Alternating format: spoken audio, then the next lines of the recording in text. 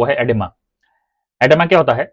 Oedema, जैसे कि हम जानते हैं कि सोडियम रिटेंशन अगर हो रहा है, अगर किडनी सोडियम रिटेंशन कर रही है और उससे एक्सपेंशन हो रहा है किस चीज का? इंटरस्टिशियल स्पेस का।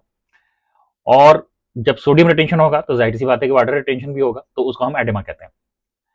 एक्चुअली जो सोडियम रिटेंशन है वो जो हो सकता है वो प्राइमरी भी हो सकता है और सेकेंडरी भी हो सकता है। प्राइमरी सोडियम रिटेंशन कब बोलेंगे?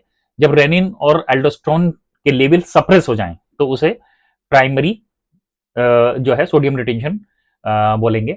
और अगर मान लीजिए सेकेंडरी हो रहा है तो उसमें क्या होता है कि रेनिन और एल्डोस्टेरोन का लेवल जो होता है वो इंक्रीज हो जाता है। और उसके बाद में इस इंक्रीज होने की ये क्यों होता है? Because of the haemodynamic stimulus. एक हीमोडायनेमिक स्टिमुलस आता है जिसकी वजह से रेनिन और एल्डोस्टेरोन जो है वो स्टिमुलेटेड हो जाता है। तो दो तरह का रिटेंशन हो गया, एक प्राइमरी सोडियम रिटेंशन, एक सेकेंडरी सोडियम रिटेंशन।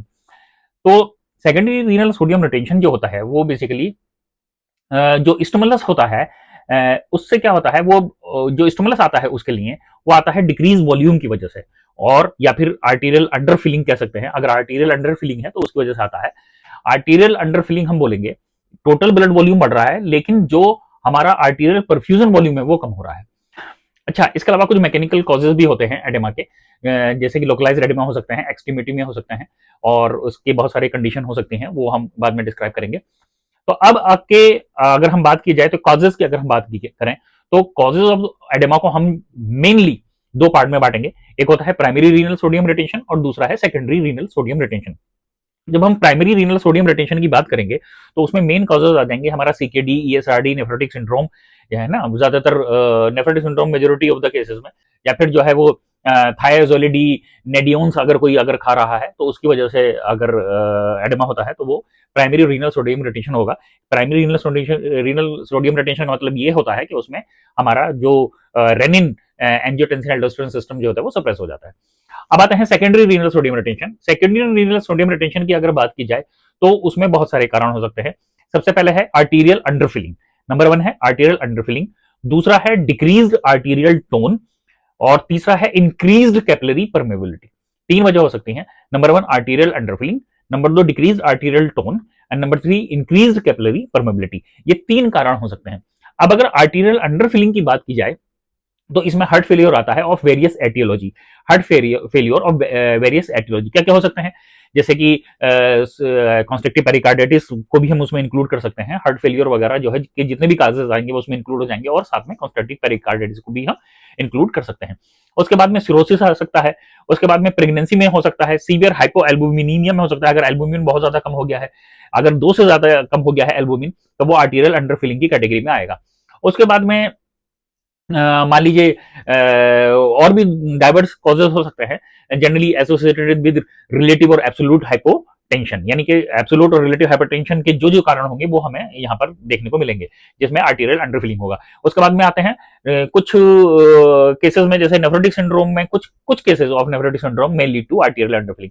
उसके बाद में आता है next protein losing enteropathy. Protein losing अगर एंटीरोपैथी है, क्वाशियर कोर है, उसके अलावा सीवियर क्रोनिक कोई इलनेस है जैसे कि इन्फेक्शन हो गया है पर्टिकुलरली, तो उसमें जो है आर्टीरियल अंडरफिलिंग होगी और हमें जो है एडेमा देखने को मिलेगा।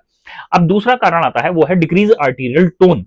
डिक्रीज अगर आर्टीरियल टोन की बात की जाए तो इसमें क्या होता है, कैपिलरी प्रेशर जो होता है वो इंक्रीज कर जाता है। डिक्रीज आर्टीरियल टोन किसकी वजह से इंक्रीज हो गया? Arterial tone increase capillary pressure की वजह से, यानी कैपिलरी प्रेशर बढ़ गया है जिससे कि आर्टीरियल टोन जो होगी वो डिक्रीज हो जाएगी।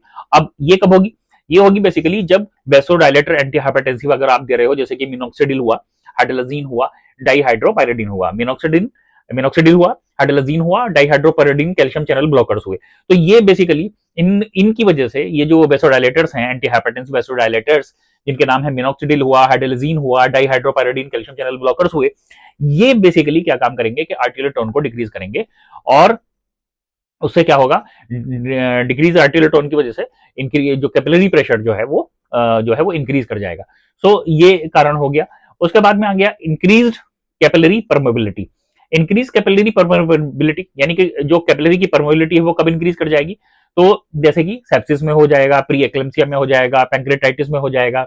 उसके अलावा एक होता है कैपिलरी लीक सिंड्रोम, जिसमें कैपिलरी परमेबिलिटी जो वो इंक्रीज कर जाती है। उसके बाद में idiopathic systematic capillary leak syndrome एक होता है, SCLS बोलते हैं उसे। उसके बाद में एक आका क्लार्कट डिसीज होती है जिसमें ऐसा होता है।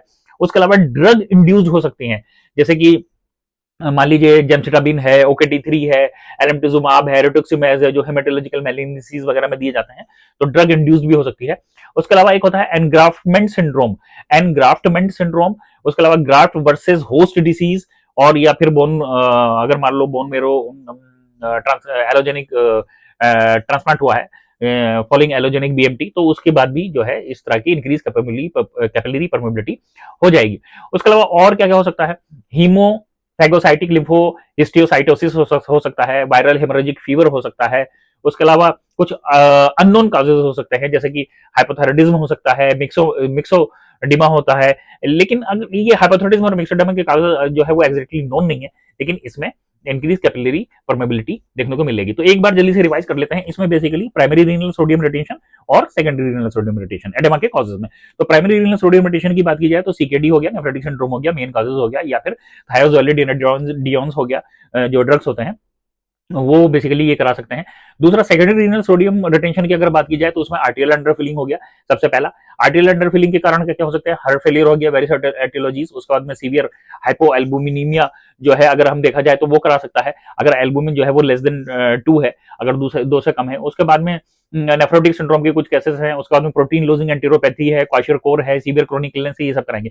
उसके बाद में डिक्रीज आर्टेरियल टोन अगर हो गई है और उसकी वजह से कैपिलरी प्रेशर इंक्रीज कर गया है, तो फिर उसके वजह से जो है ये एडेमा हो सकता है, और उसके कारण हो सकते हैं वेसोडाइलेटर हो सकते हैं, एंटी हाइपरटेंसिव जो होते हैं ज्यादातर वेसोडाइलेटर, जैसे कि मिनोक्सिडिल, हाइड्रोलिजीन, डाइहाइड्रोपैराडिन। उसके बाद में इंक्रीज परमेबिलिटी अगर हो गई है, अगर इंक्रीज कैपिलरी परमेबिलिटी हो गई है, जैसे कि sepsis, pre-eclampsia, pancreatitis, capillary leak syndrome, idiopathic systemic capillary leak syndrome. उसके बाद में ड्रग इंड्यूस जैसे कि जेमसिटाबिन, OKT3, एलएमटिजुमाब, रिटुक्सिमैब। उसके बाद में एनग्राफ्टमेंट सिंड्रोम। उसके बाद में graft versus host disease following allogeneic BMT। उसके बाद में differentiation syndrome, ovarian hyperstimulation syndrome, haemophagocytic lymphohistiocytosis, या फिर वायरल हेमरेजिक फीवर। उसके बाद में कुछ अननोन कॉजेज जैसे कि हाइपोथायराइडिज्म और मिक्सीडीमा। अब आ जाते हैं कि क्लिनिकल मैनिफेस्टेशन क्या होगा। क्लिनिकल मैनिफेस्टेशन बेसिकली होगा कि एडेमा जो होता है वो या तो यूनिलेटरल होगा या लोकलाइज्ड होगा इन मैकेनिकल कॉजेज। अगर मैकेनिकल कॉजेज की बात की जाए तो उसमें यूनिलेटरल और लोकलाइज्ड होगा, और सिस्टमिक होगा बाकी सारे कॉजेज में, बाकी जो दूसरे कॉजेज होंगे उसमें सिस्टमिक होगा। नॉन मैकेनिकल कॉजेज जो हैं, जैसे कि एक्सट्रीमी एडेमा, एक्सट्रीमिटी जो एडेमा होता है वो एसोसिएटेड हो सकता है बहुत सारे सीरस इन्फ्यूजन के साथ में। मान लो प्लूरल इन्फ्यूजन है, पेरिकार्डियल इन्फ्यूजन है, पेरिटोनियल इन्फ्यूजन है, या फिर पल्मोनरी एडेमा के साथ को देखने को मिल सकता है। तो नॉन मैकेनिकल काजों में यूजुअली एक्सट्रीमिटी एडेमा देखने को मिलेगा, लेकिन उसके साथ में दूसरे सीरियस इन्फ्यूजन देखने को मिल सकते हैं। ये यूजुअली क्लिनिकल मैनिफेस्टेशन होते हैं। जो यूजुअली यूनिलेटरल या लोकलाइज्ड होते हैं उसमें जो है ज्यादातर मैकेनिकल कॉजेज होते हैं। उसके बाद में आप वर्कअप क्या करेंगे, वर्कअप करने के लिए हम सबसे पहले हिस्ट्री और फिजिकल एग्जामिनेशन करेंगे, रिलीवेंट कोई मेडिसिन जैसे है वो देखेंगे। उसके बाद में हार्ट फेलियर का एविडेंस देखेंगे, सिरोसिस देखेंगे, नेफ्रोटिक सिंड्रोम देखेंगे। उसके बाद में कोई CKD की हिस्ट्री तो नहीं है उसके लिए, फिर हम जो है वो यूरिन प्रोटीन क्रेटिनिन रेशो कराएंगे, सीरम क्रेटिनिन कराएंगे, सीरम एल्बुमिन देखेंगे, लिवर डिजीज देखने के लिए कोगुलेशन स्टडीज एल्बुमिन। उसके बाद में अल्ट्रासाउंड वगैरह कराएंगे। हार्ट अगर फेलियर है तो बी नेट्रियोटिक पेप्टाइड वगैरह देखेंगे, कार्डियक अल्ट्रासाउंड वगैरह ये सब कराएंगे। मिक्सडिमा है तो फिर थायराइड फंक्शन टेस्ट करेंगे। वीनस इंसफिशियंसी है तो हम जो है वो डॉपलर कराएंगे। उसके बाद में वीनस वाल्स वगैरह की पेटेंसी वगैरह देखेंगे। उसके बाद में कुछ जो रेयर कॉजेज हैं फिर उसको accordingly as per clinical approach जो है प्रोसीड करेंगे। ट्रीटमेंट क्या करेंगे, ट्रीटमेंट अगर मान लीजिए प्राइमरी रीनल सोडियम रिटेंशन है, जैसे कि arterial primary renal sodium retention अगर हो गई है, आर्टीरियल अंडरफिलिंग है, तो फिर लूप डायरेटिक या थाइजर डायरेटिक जो है वो हम यूजुअली यूज करेंगे। उसके बाद में अगर मान लीजिए सीवियर हाइपोएल्बुमिनीमिया है, लेस देन 2 है, तो हम IV एल्बुमिन देंगे और साथ में लूप डायरेटिक देंगे। अब अगर मान लीजिए बहुत ज्यादा जो है रेस्पॉन्स नहीं आ रहा, आप डायरेटिक्स वगैरह दे रहे हो, खासतौर से जो है वो आप लूप डायरेटिक्स वगैरह का यूज कर रहे हो और रेस्पॉन्स नहीं आ रहा, तो हम थायजाइड जो डायरेटिक है उन्हें जो है यूज करेंगे। अगर मान लीजिए कोई मैकेनिकल कॉजेज है तो जो मैकेनिकल कॉज है उसे हम एड्रेस करेंगे। उसके बाद में जो जैसा जैसा कोई एटियोलॉजी है, कॉज है, तो अंडरलाइंग एटियोलॉजी को हम जो है वो एड्रेस करेंगे। सो इस तरीके से ये हुआ हमारा एडेमा क्लिनिकल मैनिफेस्टेशन इन नेफ्रोलॉजी।